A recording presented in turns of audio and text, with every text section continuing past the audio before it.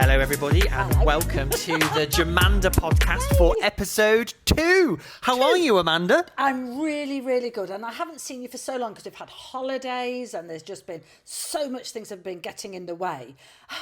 But you're here. You're here, which is just so lovely. I love you, Jamie. I love you too, Amanda. But no, so we've both been on holiday. Yes. So you went to Spain. How was Spain? Spain was emotional. Oh, God. I'm not sure I'm ready to talk about it yet. I've just got to start rocking every time I think about it. It was lovely. I went with some lovely friends, really, really nice. But it took us 38 hours to get there. And when you think, if I leave my house and go to East Midlands Airport and then I could get there in 4 hours' time, it was definitely emotional. What about yours? How was yours? My holiday was fantastic. So I was in the Dominican Republic in the Caribbean, which was absolutely fantastic. And I treated myself and my partner to business class flights, which was amazing on British Airways. Brilliant. I had a fantastic time, but it was brilliant. The sun was amazing. The beach was amazing. The hotel was amazing. The staff were amazing. It was just incredibly amazing holiday, which kind of got me thinking a little bit around like holidays and having time away and having time for yourself. So where is your favourite holiday destination, Amanda, and why? I'm so boring because I love my home. You're not boring. I just love my home though, and I love to go to places. I love to explore different places, and there are so many lovely places to go. But I honestly, genuinely, as long as I've got my family with me, that's the most important thing. If you were saying though, where have I liked, and I have been to Dominican Republic, I've been very fortunate to go to lots of different places. The best place is the Greek islands. Oh, without a doubt. I just had the great privilege of somebody taking us on their yacht once. Oh, very nice. And going around the Greek islands, and it was utterly amazing. It really was. The food, the people, the sun. What else starts I've with got to that? say, there is something there about the Greek islands. It is very much, every time I've been, it's been very much like the Mamma Mia setting. Yes. And what's your favourite place?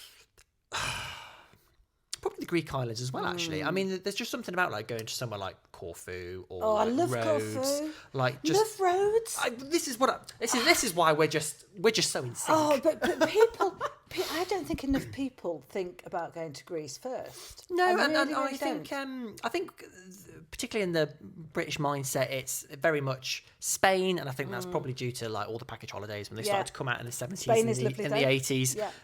But I think for me, I just prefer Greece so much more. I love it. I love Rhodes, where the two oceans meet. Don't they? Yes, absolutely. I mean, it's just absolutely beautiful. Old Rhodes town is absolutely fantastic. Corfu. Oh my goodness, when are we going away? We should go away together. Oh, we absolutely should. Could you imagine mind that? Where are we going to go away together to? Where have we promised ourselves that we must go? So viewers, be prepared for this. Me and Mandy are going to Benidorm. Oh my goodness, we have to. I know we've got to do it. We really do.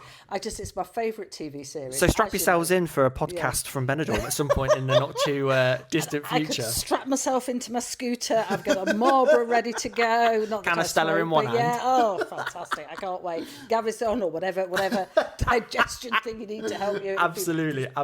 Can't wait. But I'm sure that our thousands of viewers will want us to probably get back onto message now and start talking about some of the hot topics from this week and last week in the political world. Yeah. So I think probably one of the first ones is around the news that came out today that actually Rachel Reeves hasn't been the best chancellor with the money at the moment, and that there is likely to be a £41 billion black hole by the time we get to the budget in a couple of months' time. And everyone is saying that she's going to have to whack up taxes. And I think there was a think tank today that said that she may even have to increase the base rate by 5p to cover it, to stay within her fiscal rules. So these are the rules that she set when she became chancellor about how day-to-day spending had to be spent from taxation, and borrowing could only be used for investment, things that were going to get a return on money, essentially. So, Amanda, what on earth does this say about Labour's economic management of the UK economy? Well, I'm no economist, but I mean, I almost feel as though I don't need to make a comment because we could have seen this coming. Yeah. It is absolutely no surprise. One of the things I think that you and I would agree on is that if you're going to grow, if you really, really want success, you've got to boost the economy. You've got to make sure that people are spending more, that they're buying more. Yeah. That's the way to do it. It's not about taxing. And this, I'm genuinely, Jamie, I'm scared. Yeah. I absolutely am.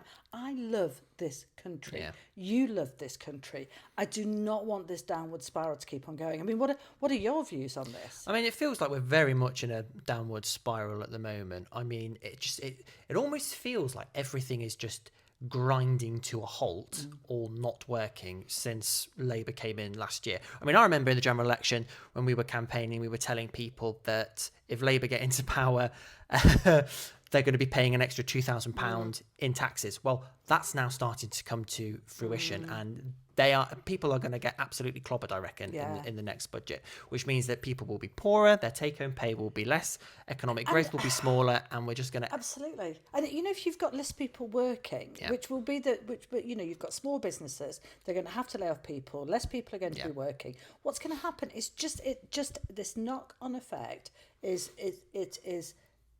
I can just see it on the horizon. And we warned about it. We have warned about it constantly. You and I have spoken about it. Lots of people have spoken about it. I am scared. Yeah.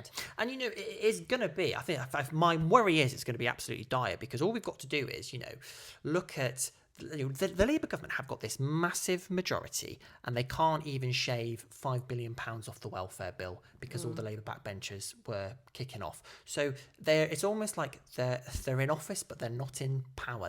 They are paralysed by indecision and economic mismanagement, and it's going to come back to bite them quite severely, I think, in the not too distant future. I think the message has to be that the Chancellor needs to think about the consequences of her actions. Oh, and absolutely. The Prime Minister needs to seriously think about those actions and the consequences as well.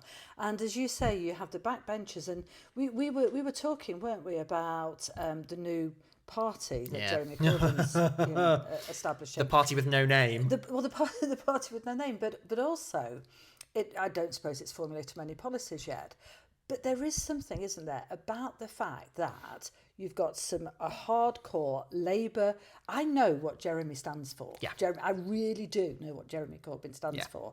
What is happening from a Labour point of view when you're hearing this problem, which is going to push people into poverty? Yep. That does not feel as though it's a Labour policy. And this will be a new opening for this new radical left-wing party. So obviously I think they set up their website this week called Your Party, and I think everyone got confused and thought, oh, they've named it Your Party, and then Jeremy and everyone else was coming out saying, oh, no, that's not the name, it's just the website for you to go and sign up. So I think they're struggling to come up with what their name will be, but I think we're already seeing that, particularly on the left side of politics, there is an enthusiasm for something else that isn't Labour, because if the reports are to be,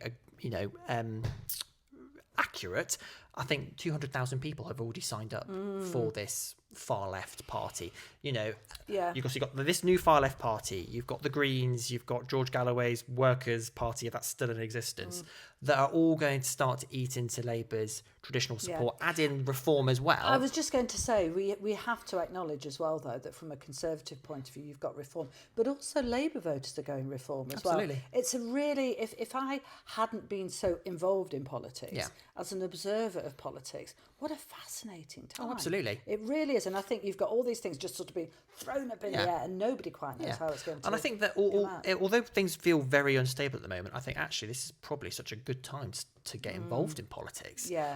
Because everyone's starting to come up with new and unique ideas, and with the sort of fragmentation we're seeing, I can actually think of no better time to actually get involved and to actually start to articulate a message, particularly for you. Well, from our perspective, there's no better time now than to start to articulate a positive, forward-looking vision for conservatism in this country. Yeah, absolutely. And I was reflecting on this a couple of days ago. I've been looking through some of my old work and reading some stuff of my dad's and my nan's and everything. And my nan, I think I mentioned before, had a letter from Tony Blair. Yeah. I said, thank you very, very much for this article that you sent off. But also just looking back over some family history as well. And politics is just so important. But there is fundamentally, I can tell you, and you can tell me, I'm sure, why you're conservative. And it's about that opportunity. And we've said it time and time again.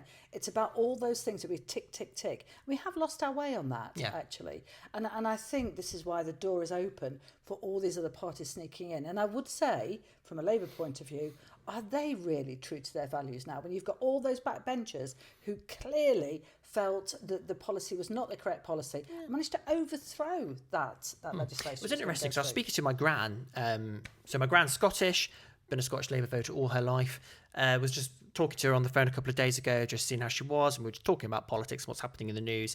And she said to me, the problem that Labour has is it's gone from being the party of the working class to the party of the welfare class. And I thought, oh, do you know what? That's actually really, really powerful. Like my gran's hit the nail on the head, that they've forgotten about the hardworking people of this country, and they're now just concentrating on a welfare base that's basically just propping up their party now.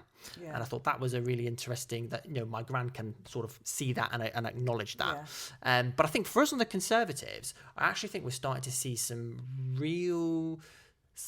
early green shoots of recovery. And what I mean by that is, at the grassroots anyway, we seem to be getting far better organised. There seems to be an energy, especially when we've been out campaigning amongst, those that when we go and knock on doors and canvass, there's a real energy that actually things might slowly be starting to turn. We've got new organisations like Conservative YIMBY and Next Generation Tories who are starting to think about, well, how can we attract younger voters, sort of more kind of the millennials and the Gen Z and the next sort of generation. How can we engage with these people and sort of bring them into the fold? How can we get them onto the housing ladder? How can we cut their tax? All these new ideas are slowly starting to bubble up now and come through. That's really important. I think it is, and there's lots of people that I'm talking to. Wherever I go, I walk Alan, my dog, and somebody grabbed me last night, and we were having a whole conversation. He said, "Look, I don't share your politics. However, I am interested in politics. I think people recognise that there has been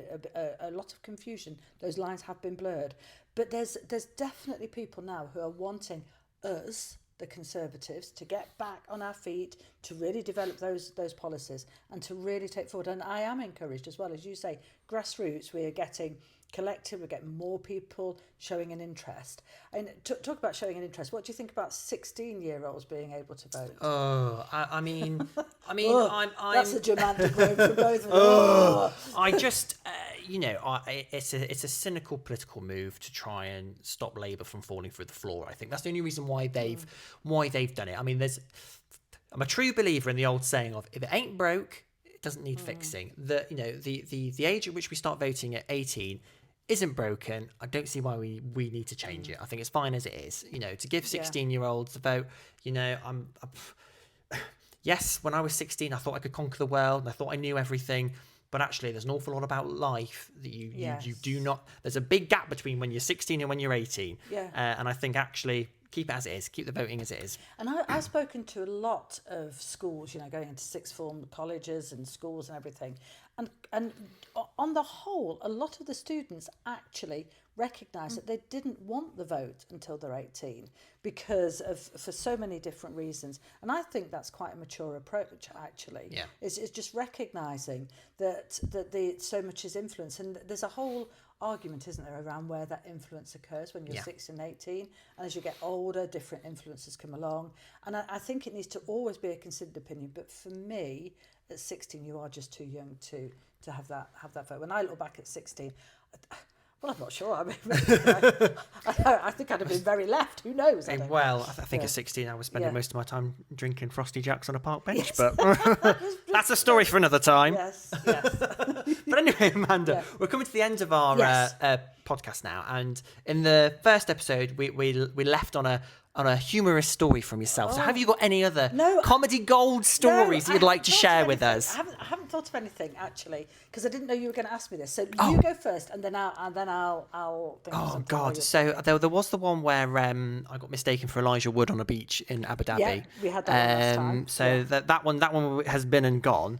That there was an incident when I was on holiday when there was like an infinity pool. Yes. And I was talking to some Americans, and there was a rather drunk American lady on the outside of the pool, kind of sat on the ledge. And 1 minute she was there, and the next minute she was gone. And everyone was sort of looking around like, where's she gone? Where's she gone? And she'd fallen outside of the pool, and I'd like slid all the way down the wall of the outside of the pool, cut all her back, and then sort of stood up, and it was like a scene out of Saving Private Ryan. She was all a bit dazed, and then went along the outside of the pool to the bar to try and order a drink, and everyone's like, oh, we need to send you to first aid. Like, you need to go and get help because she quite badly cut herself. Anyway, cut a long story short, I was getting my morning coffee the next day at about 7:30, and I came around the corner, and she came around the corner in like a neck brace. She'd just come back from the medical centre. Which That's was, awful. yeah, it's awful, but I thought it was quite funny. Jamie, I'm not really sure what that's telling you about you. I have remembered. I have got loads of funny things, but this is nothing related to that. I was just thinking go of on then. something completely different. So my mum, her name was Pat Edgehill. So it's Pat Cresswell, and she became Pat Edgehill, and she died. I think it's 18 years ago. And when she, I don't know what this sounds like. This isn't going to be a funny story either. But anyway, so she died 18 years ago, and I happened to bump into her doctor, who I'd had when I was a child as well. I think actually doctors used to be present at birth. So I'd known this doctor for a long, long time. And she said, did you know that there's a memorial taking place for your mum? And I said, well, I didn't. And I'm quite surprised because I think I would have known if there was something.